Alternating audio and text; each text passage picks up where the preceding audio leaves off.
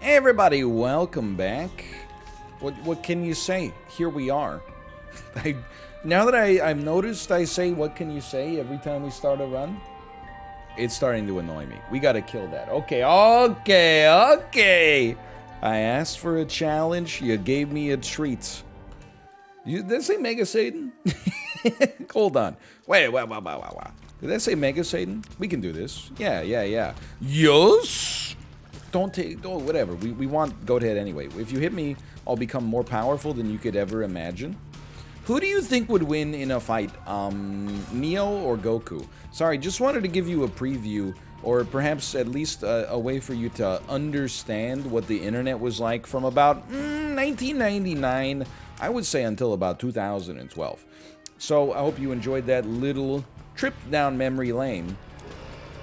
Honestly, like, I know everyone's talking about Web 2.0, Web 3.0 nowadays, etc. I guess it's not Web 3.0, it's just Web 3 when people talk about it, because 0.0 is not cool anymore. Yeah, well, at least you can grow up in my era, where if you ever wanted anything to sound technical, you just put an I in front of it. Hey, what you got there? Your iLaptop? Yeah, Mom, it's my iLaptop. What you got there? Your Internet Chrome? Yep, that's Internet Chrome. My mom's not really like that, to be honest. Maybe my grandma, but I kind of miss Web 1. It was worse in many ways. For anyone not familiar, by the way, Web 1 was just basically like a completely unassociated amalgam of websites. If you ever, you kind of just like, it was more experiential. Like, instead of having the same, like Web 2.0, when I think about it, I basically think about going to the same 7 websites, you know, like whatever social networks you go to, then you go to the entertainment websites, YouTube, Twitch, etc. Then you go to like the 2 shopping websites that exist, and that's basically it, right? You go to one of your email websites, maybe. You go to trpg.com to use the Isaac character randomizer, but there's a lot less, like, website usage. Way more internet use, but way fewer websites, I think, are actually getting a slice of the pie.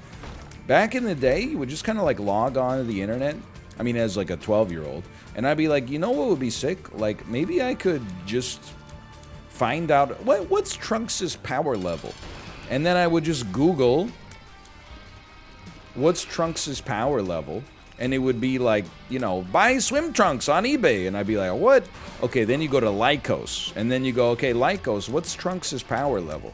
That's when it really took off. I was a Lycos guy as a preteen, before Google swallowed up all the industry, or all the competitors, which honestly was kind of sick for a little bit until we thought about the repercussions, because, like, it really was the best. Either way, I will go down. But you would just Google that. It would take you to some kind of website. 90% of websites back in the day had the Matrix rain as its background. You know, like the black background with the green text that comes down. And we never got sick of it. I mean, like, after years, yes. But, like, during that period, we were like, oh, sick background, man. You would just, like, you didn't used to use search engines necessarily to, like, answer questions in every circumstance. You would use search engines as, like, a starting point, because it was impossible to, like, nobody had aggregated resources on the internet, really. So instead of just being like, oh, I'll just go to, like, you know, Reddit and see what's up, you would just Google, like, I don't know, rutabaga, and then follow it down the rabbit hole. I'm not saying I miss it, like, in a way that it was better back then, but it was definitely, I don't know, felt different. I was also different. I was like 12. I'm not sure if I mentioned that part, but then Web 2.0 is like, you know, the creators make everything and they get a little slice of the pie, you know, like people create the content. It's all user-generated content. Google's nice enough to let you have like 50% of the revenue that it creates. Thank you, Mr. Google. I really appreciate it. But that has led to also, like, you know, every website having come to the same conclusion that the way that most people engage with the website most frequently is like if they get upset. So then every website's like, hey, we just thought of some headlines you might be interested. Dumb idiot does thing that you find reprehensible. Would you like to join the conversation? And you're like, yes, yesterday. As soon as possible, please. Anyway, I don't know. You know, I'm nostalgic, but I'm also, I mean, the internet's come a long way. If you're like I don't know, 5 or 10 years younger than me, you might be unaware of the fact that like pop-ups were actually a scourge on the internet. Like it was actually insanity. You couldn't go to any website without it popping up like, you have been entered to win a cruise, click here. Or there would be like a little, like a bow and arrow. It would be like, bet you can't shoot the target, and then you would just click on it. And then it would be like, you know, we got all your information, and you'd be like, oh no! It was bad, you know? Ad blocker, Google Chrome pop-up blocker, stuff like that. It changed things a lot. Not that there's not pop-ups now, but it's at least a little different. Hey, they got smarter. Now you open a website, and instead of seeing... we should have rolled that, but instead of seeing something like that, it's like while you're trying to read a news article about a natural disaster that happened like in your hometown, it plays like an unskippable, unlosable ad to the side that's just like a lady washing her clothes with Gain Flings. You're like, excuse me, I'm trying to read if we're under a boil water warning right now. Speaking of which, I'm actually going to get some water. 1 second. I got a very dry throat all of a sudden. Alright, we're back. I wouldn't have paused in the middle of a boss fight if it wasn't, you know, material to my concern at the moment. But we got water, we're hydrated, we're doing well.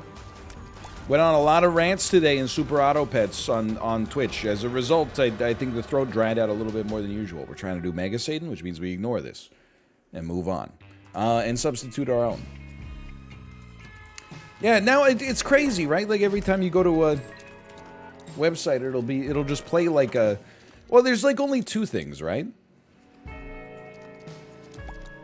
I don't know, man. Like, I guess a speed up is nice. If you go to like a local news site, it'll play the Gain Flings advertisement.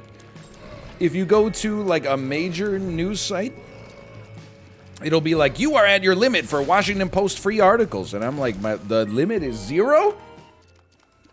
I haven't seen a single one. I can't remember if this causes us to lose our angel precedence, so I'm just going to ignore it for now. We're not going to use it to create a deal with the devil unnecessarily. Can't help but feel that maybe we would be better off with Book of Shadows, so let's roll that. There's times where I'm, you know, like, you click on an article and it's from like the Omaha Tribune, and it's like, you've already read 3 articles this month from the Omaha Tribune, and I'm like, don't flatter yourself. No, I haven't. You gotta hire a real web developer, because that does not make any sense at all. But I guess, you know, if that's the price you pay for journalism, like actually being, like, I mean, you got to be careful with the way you describe it, I suppose. But if the price you pay for, you know, reporters getting paid enough in order to generate high quality, like, investigative journalism, instead of just like the top 10 things Anya Taylor-Joy wore when on the red carpet this year, you know, like, if that's what it takes, then that's what it takes. I have to be honest, like, the paywalls at websites and stuff like that, I actually, partly, dare I say, I enjoy it, because I think it has added yet another kind of, like, circuit breaker for me getting rage baited on social media. Like, sometimes there'll be an article that's like, guess what this dummy just did? Something crazy, and then I click on it, and it's like, you're at your limit for articles this month. And I'm like, oh, thank you. It just gives you a second to stop, you know, the pattern that you're in, and take a step back and go, oh, hold on, I didn't actually need to, I don't even live in America. Why am I reading this stuff about Kristen Cinema, you know? And then I'm like, okay, let's move on with our lives. Let's you know, focus on the 6 inches in front of me, as Dan would say. Regardless. Anyway, that's what I got. We got more anecdotes, or not anecdotes, but at least banter out of this than I thought we would. And I'm spent. Dude, there's been a lot of Austin Powers discourse lately. Have you noticed? I'm not saying that I was on the cutting edge. I think people are finally, you know, it's convergent evolution. They're recognizing the relatively wholesome comedy nature of something like Austin Powers. And I'm glad to see that it's having a little bit of a cultural moment, even if it is because people posted the video of Austin Powers dancing with all the girls like throwing themselves at him, and then they said, this is what life must be like for Pete Davidson 24/7. You might say, by the way, Austin Powers is not wholesome because he's so horny, but I would disagree. I think, okay. As annoying as perpetually horny people can be, and trust me, I work, you know, online, on Twitch, I see it in chat all the time. You know, an 8-bit lady shows up on the screen, people are like, my wife, Craigasm, PogChamp, Monica, you know, etc., etc. That's more of a Doki Doki thing. It's also a Too Fast, Too Furious thing, but, so trust me, I'm familiar. As annoying as, like, outright non-stop horniness can be, Austin Powers, kind of wholesome.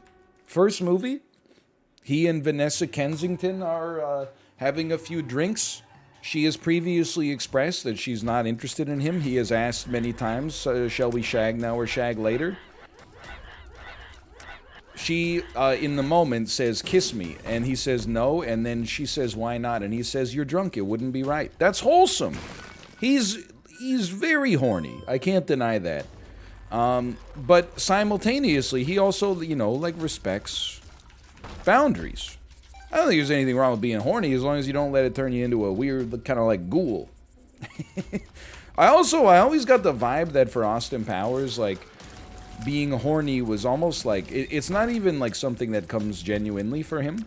Like, instead, he's more like begrudgingly horny. Like, he's like, oh, this is part of the job. Like, he meets someone and he's like, okay, should we shag now or shag later?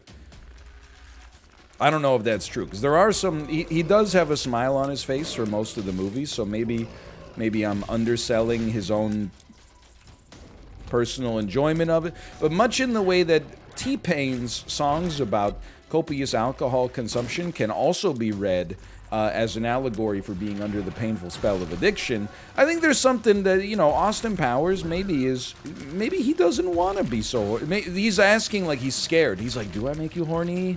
Because I just like to chill today, if possible. I think there's a chance that that's exactly what's happening. I think that chance is close to zero, but still. I'm glad Austin Powers is having a bit of a moment. Just the funny movies, man. It is the thing, right? Like, Austin Powers 1 is a good to great comedy. Austin Powers 2 is worse but fine. Please. I don't even want this. I don't know. I just want to see it pop out of the machine, man. I'm like in full claw game status here. Not Squid Game, claw game. Two different things. The second one is worse, but it's got a funny moments. The third one is embarrassing, but even then, you gotta kind of respect the silliness, I guess. Like, it's really not a good comedy, but there's some part, you know, the taste of it, the smell of it, smoking a pancake, like, it's not even funny. But I find myself laughing harder than I've ever laughed at anything before in my life. Then I watch a Wes Anderson movie, and I don't crack a single smile, and I'm like, this is the funniest movie I've ever seen. This is the funniest thing I've ever seen in my life. I have a theory about the movie Rushmore, which is one of my favorite movies. It's a Wes Anderson movie. It stars Bill Murray, Jason Schwartzman. That's the only actors I remember. But I genuinely think Rushmore is an amazing film. It is a comedy. But I think that there's only one real joke in the movie, which is when Jason Schwartzman, playing Max, is upset. He's annoyed that his love interest, but it's unrequited love, don't worry. The love interest is his teacher. She brings a suitor to his big dinner. And then when he shows up, as played by Luke Wilson, Max says, nice nurse's uniform, guy. And then he says indignantly, these are OR scrubs.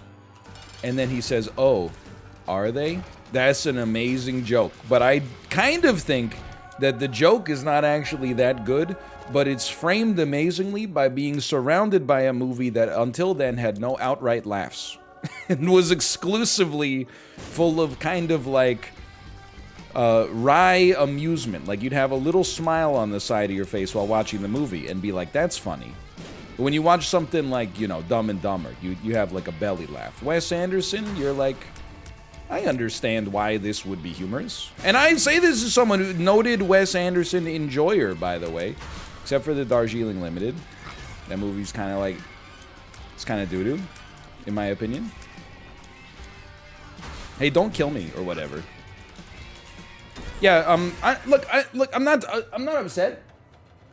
I was just kind of like wondering, maybe either of those deals with the angel could have had an item that's actually useful for you as the Lost, or maybe we could have gotten a damage upgrade at some point, so we didn't have to, I don't know, walk through 5,000 angels and blue fires simultaneously. We'll try and like win that fight. No big deal. We'll just play as Isaac instead and go to deals with the devil. Because 90% of the items in the game are designed to interface with like HP or doing something on hit, which neither of which exists for that character. So that's cool. That's a lot of fun. We're just gonna take some glitter bombs and move on. No big deal. It's just like yeah, okay, he's going off. He's going off. Let it out. Let it out. It's okay. It's just Isaac. It's okay, Jake. It's just Isaac. Don't worry about it. So I'm just saying, it's kind of annoying that like there's so many characters, which is great. I'm so happy for the variety. The only problem is it clashes with the earlier design of there being so many items that apply to the game. All of a sudden, now like 1 out of every 3 items you pick up, you're like, well, on other characters this would do something, but on this character, literally, it's just an icon on the right side of the screen. Anyway, I'm needlessly being negative because my feelings are hurt, my pride is wounded as a result of that run, but does nobody else see how fricked up this is? Anyway, we're fine. Well, this is already a fun run. I'm over it. Isaac's tough, man. Like, not just a hard game, but like I genuinely have sympathy because it's like hard to design. Especially at this point, you know, there's systems on top of systems on top of systems on top of systems. Everything that you do, people are like, you know, add more variety. They add 20 characters, and, you know, for 6 months, I'm like, this is the greatest thing ever. 20 new characters, holy crap. Now I'm like, yeah, but for half of those characters, a third of the items don't even work. And you're like, you know, I'm not saying I'm not right, and I'm not saying it's not rude. It's just kind of that awkward, you know, every time you put some weight on one end of the scale, it affects all other parts of the scale. So it's really a tough game to design. I mean no disrespect. Okay, I mean some disrespect for the fact that my bomb didn't go off there. Okay, I mean some okay, never mind. We're killing it. Thank you. We're bing chillin'.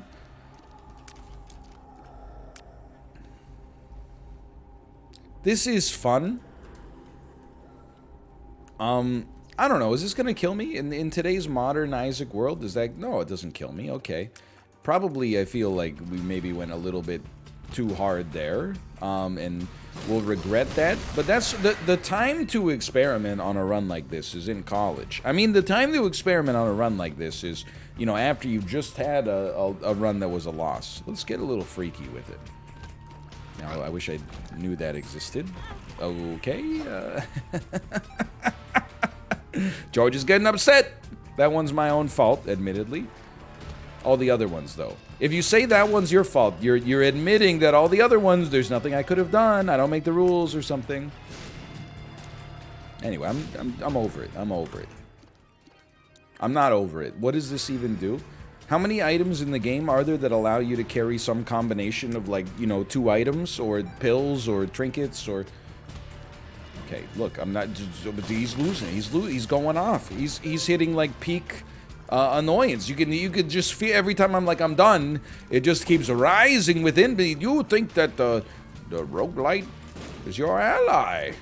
I was born in it, molded by it. Did not see a story-driven game until I was already a man. Roll me. Don't roll me. I don't care to see that, quite frankly. Can I be a complete psycho? Watch this. He's doing it, man. I went into the curse room. What is he thinking? Was there a battery charge in there? Maybe yes, maybe no. This is so far this is kind of a throw, but also it's kind of not a throw.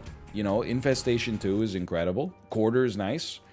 Glitter Bombs has been great for us as I, temporarily lost the patience to actually engage with the combat systems of the game. Now I'm back, and we're chilling.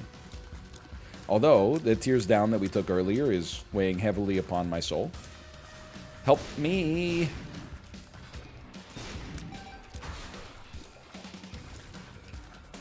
I want to, I've previously talked about having a podcast about, interviewing people who do jobs that I know what the job does, but I have no idea what doing the job entails.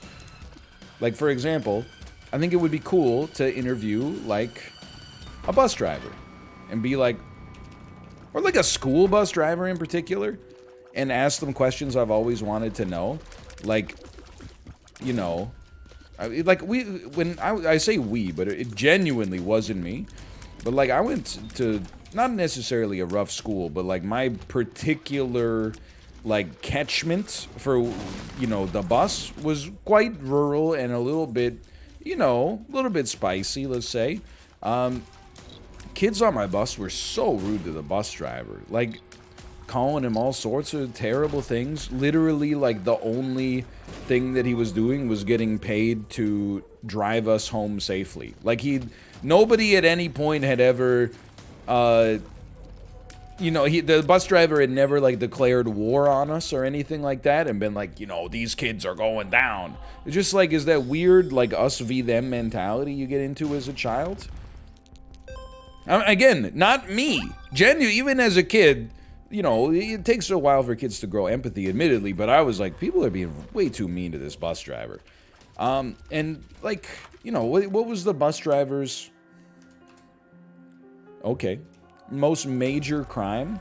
I don't know, when people would try to get into, a fight on the bus, he would be don't do that. That's about it. That's his only thing. I would podcast and be hey, do you ever think about how messed up that is? But what I actually think would be cool as well is to have, and by cool I mean insanely annoying for me, would be to have a podcast with all the people that you don't meet in public, but most of the time, but that you are aware exist, okay? Here's one. Guy who whistles the whole time he's at the grocery store. That's somebody I want to have on my podcast and be hey, why are you whistling all the time? I get it. Sometimes you got a song in your head and you're this is catchy. It tricks you and makes you think that you should share it. I'm not even saying that to just be rude. I genuinely mean you got something in your head and you feel the world needs to have it. That's a universal human emotion, I think.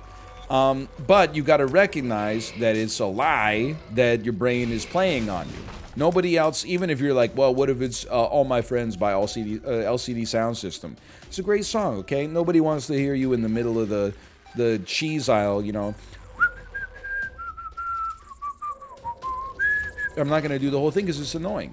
I've always wondered what goes through that person's head when they're at the grocery. And inevitably, real voice reveal, every time we talk about something like this on stream, the people don't defend themselves I thought it was fun and I thought it would brighten people's days. They're always oh, I didn't realize it's illegal to have fun. No, I'm just asking you were you under the impression that was the thing that other people were getting value out of? Is oh, I love going to the grocery store and hearing that guy really badly whistle The Best of You by the Foo Fighters over and over, not even in the right key? I'm not trying to be a hater. I just want to ask. Another one that I have is I would like to interview. You think we can live if we do this?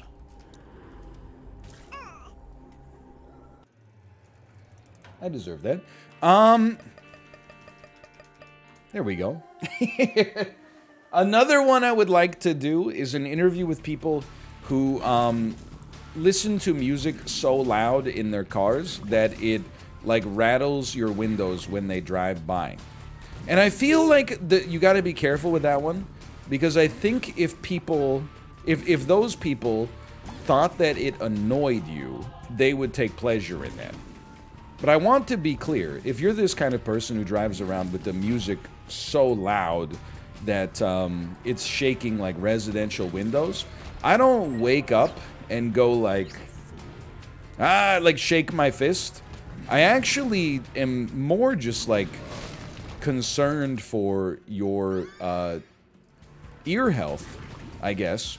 And even more so than that, I'm just like, I've listened to a lot of music in my life, and there comes a point where it's actually so uncomfortably loud that it's more of like an endurance test than it is anything else. Like, I guess it's like it's a signal, right? It's like, check out how much of a badass I am. I'm listening to music so loud. But that doesn't make you a badass. What makes you a badass is, you know, manning the booth at a hospital parking garage for like 20 years, but also while you're doing that, simultaneously serving as the henchman to one of the largest drug traffickers in the Midwest. That's right, I'm talking about Mike Ehrmantraut from Breaking Bad and also Better Call Saul. And I'm not suggesting crime makes you a badass. The reason Mike Ehrmantraut is a badass is because he does his job no matter what has to be done, but I digress again. I think that would be cool, like if you could get like all the people who kind of annoy you and just have them on a podcast, and I guess, I don't know, like just lay into them under the guise of making conversation. Like there's a lot of grocery store ones for sure. Like, how about a conversation with the person who, while they're shopping in the grocery store, leaves their cart in the middle of the aisle instead of pulling to one of the two sides. You're supposed to treat it like the lanes of a road. I think, at least, you know, just not because like, oh, there needs to be a rule for everything in life, but just because that's the easiest way for people to, you know, create a mental model of how to efficiently get around to this grocery store. And, everything's a model with this guy. Okay, I'm sorry, like, you get a big hard-on for, like, inconveniencing people. Like, that's the only way that you can feel like a big shot. See, two can play this ad hominem game. And I don't know if you want to play the ad hominem game with me, sir, because I'm a grandmaster, okay? My elo was in the quadruple digits, maybe with a 2 in front of it, okay? Oh, well, I did, sorry, fun hater, guy who hates fun. Look, I will engage in an eviscerating takedown. If this was the UFC of mental gymnastics, you're giving up your back as we speak, okay? All I'm trying to say is, like, why don't you just be considerate of the people around you? Hey, how about having, like, an interview with, guy who only throws on his turn signal when, he's already 50% or more of the way through making his turn. I feel like maybe you're under the impression that the turn signal is something you turn on to be like, I'm in the process of turning. No, it's something you turn on to be like, I'm going to turn, please don't hit my car. It's just like, I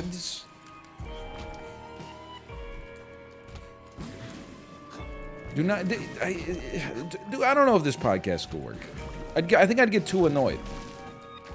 What's your... I already tell... You know, hey, why are you listening in the grocery store all the time? Hey, what's your problem? I don't know. My problem is that I just think that it would be nice if, like, everybody was considerate of other people instead of being like, I'm going to do whatever I want, and if anybody else has a problem, then I guess we should just, like, I don't know, yell and fight and attack each other.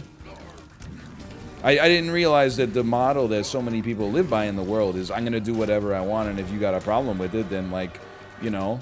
That's your problem. I thought maybe I have a different view of the world, which is that we should all try, like, as best as we can to not inhibit the enjoyment of those of us around us, you know, outside of some obvious counterexamples, like, yeah, it would probably be ethical to inhibit a murderer from killing somebody, which is, I'm sure, is where you're going right now, right before you resort to calling me Mr. No Fun. But I do think a lot of conflict in life, you know, it comes from the friction between people who are like, you know, they have that attitude of, I'm going to do Some people are just like, people make mistakes. They're oblivious. No, I'm not going to say I've never left my card in the middle of the lane, come back, 3 seconds later, and there's a guy trying to push his cart around mine, and I got to be like, oh, I'm sorry. And then he gives me the look that I give other people all the time, and I'm like, buddy, you don't give me the look. You got a problem, Mr. No Fun? What, you've never made a mistake before? But, there are habitual, people who you always know. They're always, like, making a scene. I don't get it, man. It's just like, it seems like a lot of work. I'm just here to buy, like, pomegranates or whatever. Yeah, I buy pomegranates sometimes. Get over it. You got a problem? Mr. No Antioxidants? Could be kind of a sick podcast. There's got to be some other examples, right? How about, like, for our 100th episode special, we could do a podcast with the group of people that always walk abreast, like side by side.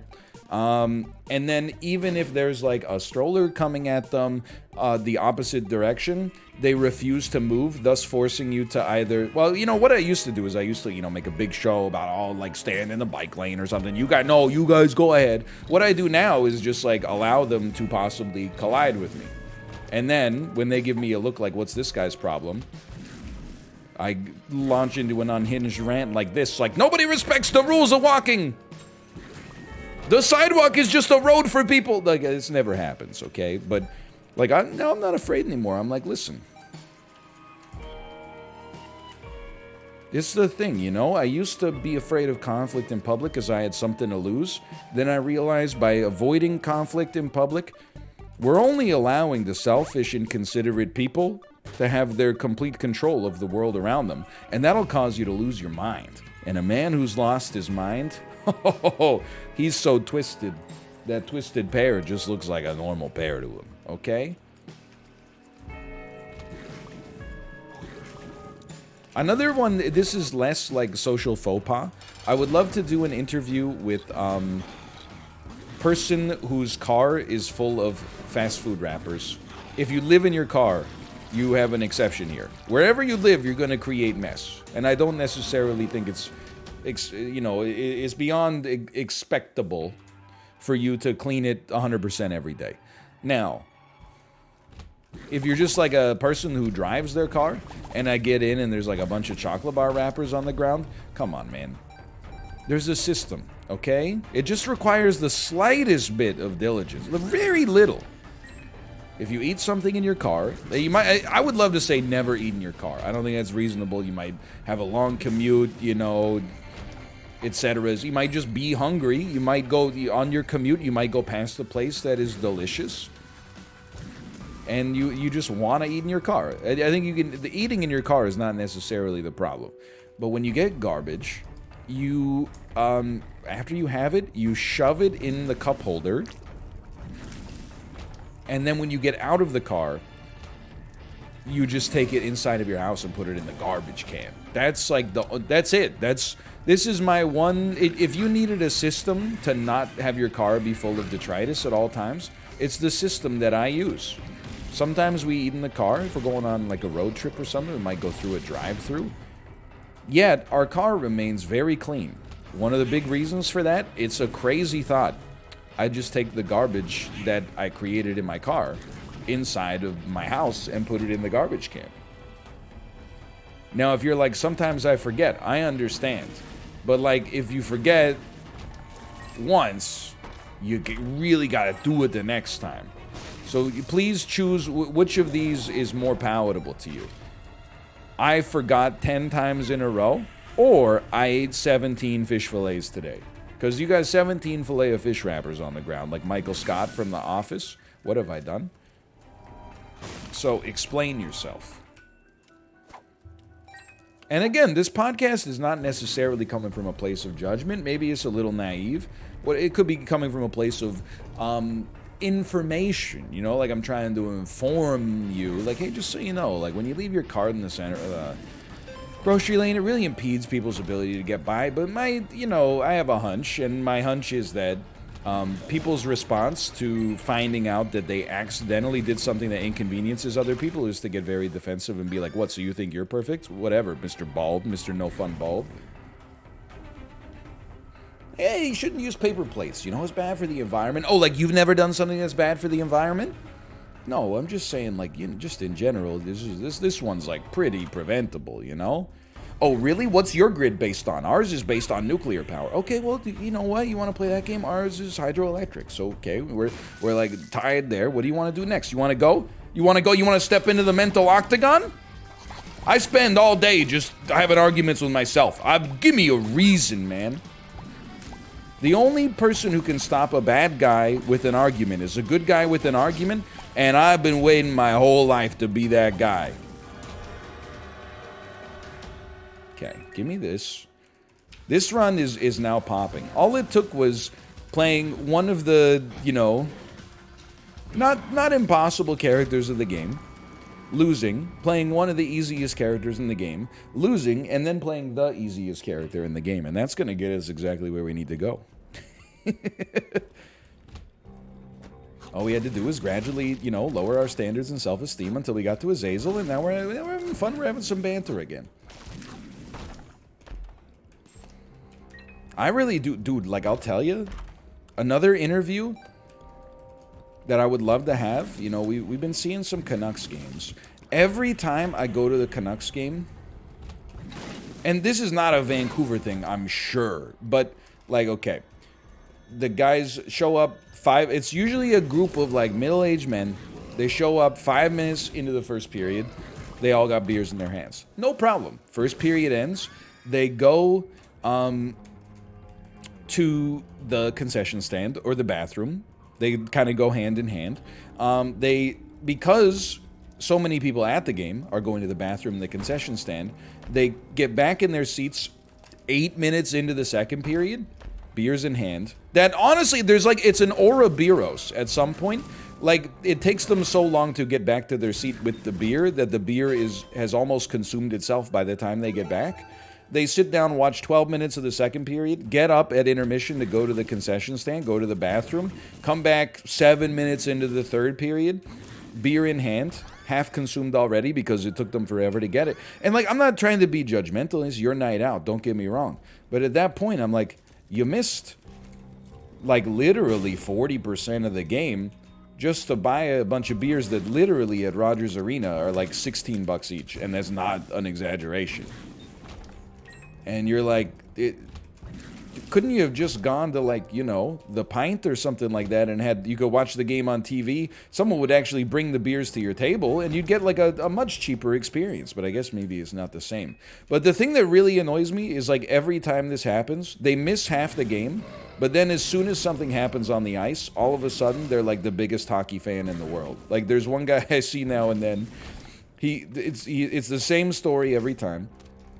But then when he comes and gets his seat, he'll always call out ridiculous stuff. Like, he'll miss half the game, miss almost all the goals. You know, just being at the concession stand in the bathroom. And then when he sits down, the ref will blow the whistle and he'll be like, "Are you blind? That's not offside."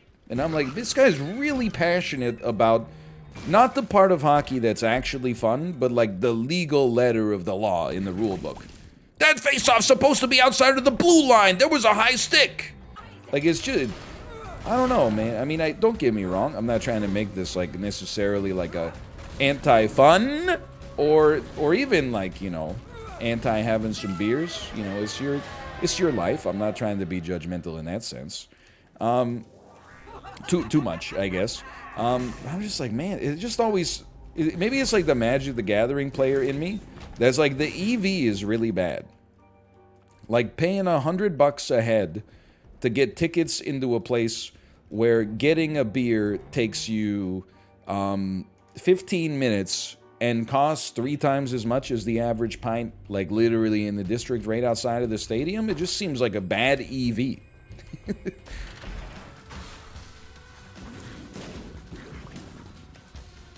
I just feel like inevitably they get asked, like, how was the game? And they're like, I don't know.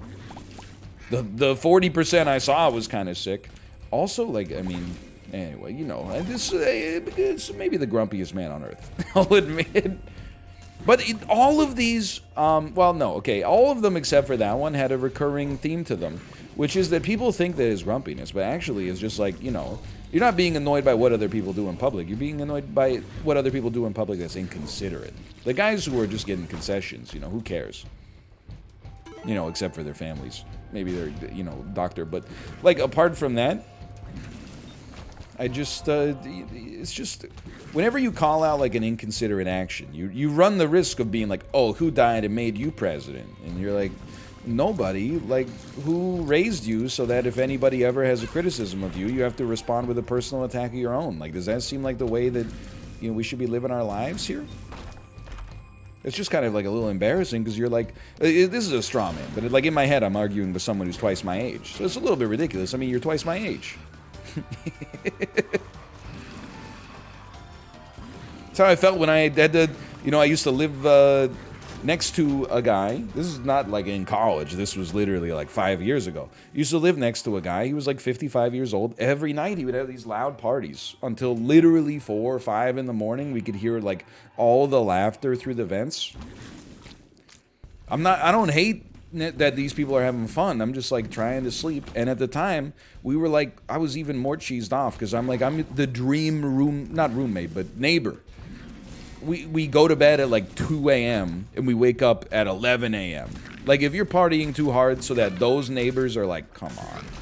Like that's, you gotta go talk to somebody. Not me, because I hate you, but anyway, I would always like, you know, be like 4 a.m., I put some pants on, go knock on their door, knock, knock, knock, you hear like a dude that's your dad's age going like, shh, shh, shh, shh, shh, and then you just wait, and then like, you know, sometimes they'd open the door, sometimes they wouldn't, they'd always be like, oh, sorry, dude, is it too loud? And you're like, yeah, you know. I thought maybe you would notice because in order to have this conversation, you had to have someone turn the subwoofer from, you know, 400 decibels down to like, you know, 50, which was very nice. So thank you. I appreciate it. And then they would, you know, I'd be like, yeah, could you keep it down, please, for like the millionth time. And then he'd be like, sorry, dude, sorry, but not actually be sorry. And then it's always like, you know, drunk people, they just forget. I understand. I've been there, and I don't mean on vacation. They lower the music, and then, you know, 5 minutes later, they're like, oh, I love this song. And they just crank it right back up and are like, you know, I get it. The memories are not being formed as well as they otherwise would be. But, you know, we had a neighbor who was like that actually like immediately after that older guy moved out. And it always annoyed me, but I was at least like, you know, these kids are in university, so like, I'm fulfilling my societal role of being the slightly older guy who's like, I'm still cool, but could you guys keep it down, please? Like, it's almost age appropriate for them to be noisy, you know, over-consuming, and also, like, a little inconsiderate. You know, it's part of finding yourself, I think, at that age. I get it. But then when I had to go noise complaint like the 55-year-old guy, I was just like, man, I never told him this because it's like, you know, I don't want to end up on the news being a murder victim. I was like, it's just kind of sad, right? Like, this isn't the order of society. It's like a 28-year-old guy is going up to a 55-year-old guy being like, hey, could you keep it down, please? Sure been a lot of partying over there. Like, you're old, dude. Just act old. Or at least, like, can you just shift the party hours so the parties end at, like, midnight? Even that would have been fine. I don't wish to talk to people, like, that are strangers most of the time. If you could, you know, well, surely we can find an arrangement here. Anyway, I'm just saying. I think I unfairly get maligned as a grumpy guy. I'm not a grumpy guy. I am judgmental, but most of that judgment is reserved, at least at this stage of my life, for people that are inconsiderate. You know, I'm rarely am I like, whoa, look at that guy's shoes. Normally I'm like, look at this person. They're at the, no, this one is going to lose. If I had you, I'm probably going to lose you here. You're making a right turn in your car, okay? There's a person that's about to cross the street, but they're looking at their phone, You get the green light, which also coincides with them getting the walk signal. You inch out like, am I going to make this turn, or are they going to step off the curb and go into the crosswalk? They're looking at their phone. You don't know. After way too long, 2 or 3 seconds of like trying to gauge what they're going to do, you start to make the turn. Then they look up and see that they have the right of way and step out. And then they'll like look at your car like, you were going to hit me. And I'm like, I wasn't gonna hit you, dude. You were on freaking TikTok. I was just trying to. I got the guy behind me going, You know, he's one bad day away from, you know, I don't even know, moving to Southeast Asia for the rest of his life to be an English teacher or something like that. And I'm just trying to get home. Everything you do it's got an effect on this complicated system known as society. Okay. Now, because you were looking at your phone at that intersection, I couldn't take the turn as fast as I normally would have taken the turn, which means the guy behind me ended up getting a little bit more stressed out, which means he's going to go home. Who knows what he's going to do? Probably go to the Canucks game. He's going to be like, I don't even want to see the game. I'm here for this $23 Goose Island pints. And I don't know what happens after that, but like, you know, at some point, I'm pretty sure that Ashton Kutcher ends up going back in time and like, somehow his house gets blown up by a bomb in his mailbox. It's been a long time since I've seen the butterfly effect. But anyway, we brought it back with a cultural reference.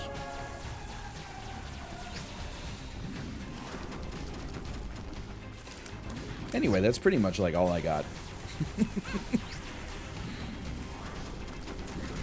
Fed our baby some chicken tenders for the first time. Can I tell you how this happened? We didn't necessarily... Nobody goes into parenthood, I think, thinking that they're going to be the chicken tender parents. Not that there's anything wrong with it, but we were feeding our daughter some plant-based nuggets, which she had enjoyed, but she has not taken an interest in eating meat, okay? Now, I know, depending on your age, this looks like the joint that they rolled in Pineapple Express. What the heck is going on here? You might be like, that's okay, let your baby be, like, vegan or whatever. If she turns 5 and she wants to be vegan, that's fine. Can I say the most dad thing I've ever said in my entire life? I'm stoked, because that means she's going to learn how to cook. It's going to save me a lot of time. Now, if she can only learn to clean her room, geez Louise, we'd be off to the races. But as a baby, you know, I'm not saying you got to eat meat to be a healthy baby, but you need iron. You know, that is one of the most common sources for it. Yeah, you can get iron from, you know, stuff like spinach.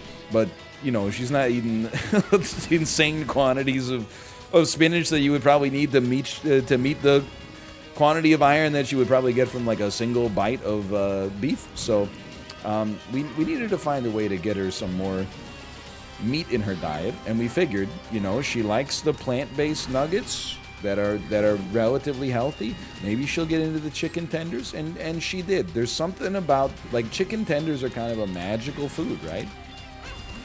It's like the universal, most kid-friendly food on the planet. Like, I have met people in my life.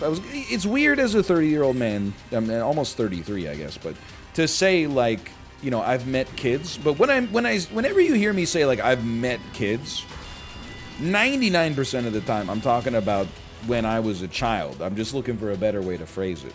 So, like, when I was a kid, I had friends. Maybe that's a better way to phrase it. That didn't like pizza. None of them would have turned up their nose at a chicken tender.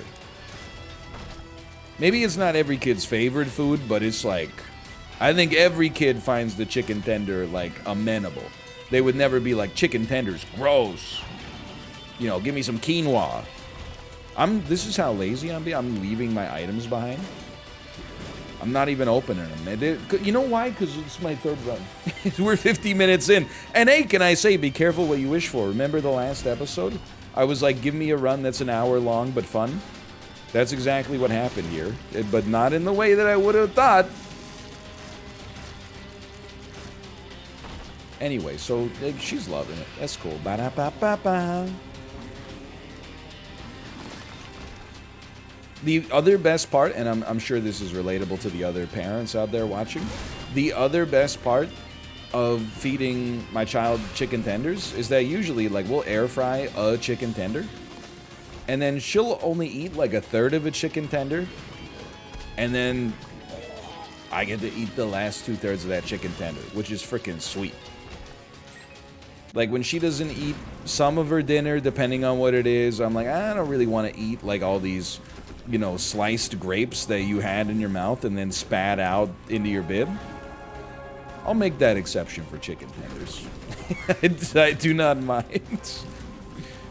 Anyway, thanks for watching. I'm going to get out of here ASAP so I can also record a Super Auto Pets episode. Hope you enjoyed it, and I'll see you next time. We made it!